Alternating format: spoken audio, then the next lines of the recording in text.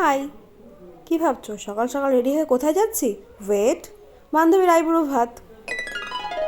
তো আমরা সকাল সকাল সকলে মিলে সেজেগুজে বেরিয়ে পড়েছিলাম অন্য একটা বান্ধবীর বাড়িতে আয়োজনের জন্য। হ্যাঁ, এর বাড়িতেই গিয়েছিলাম। তো আমরা সকলে মিলে যত্ন সহকারে প্রচুর গসিপের সঙ্গে সঙ্গে আর কি রান্নাবান্না করছিলাম। বাইরে প্রচুর বৃষ্টি হচ্ছিল। যাই হোক, আমি মাছের মাথায় লবণ আর হলুদ মাখাবো, হলুদটা খুঁজে পাচ্ছিলাম না।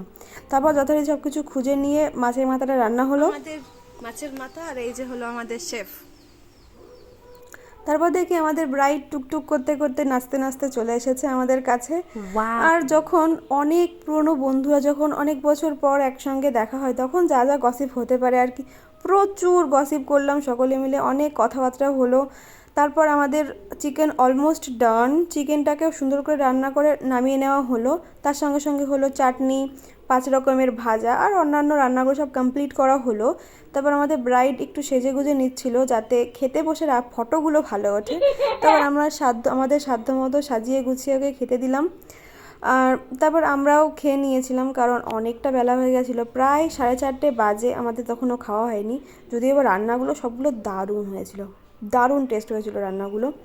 তারপর শুরু হলো আসল স্ট্রাগল। ওদিন এত পরিমাণে বৃষ্টি হয়েছিল যে আমাদের পুরো কাদা কাদা হয়ে গেছিলো, গাড়ি আর বাইরে বের করতে পারছিলাম না। যাই হোক, অনেক ঠেলে ঠুলে গাড়িটাকে বাইরে বের করা হলো। আর তারপরে আমরা বাড়ি চলে গেলাম। বাই।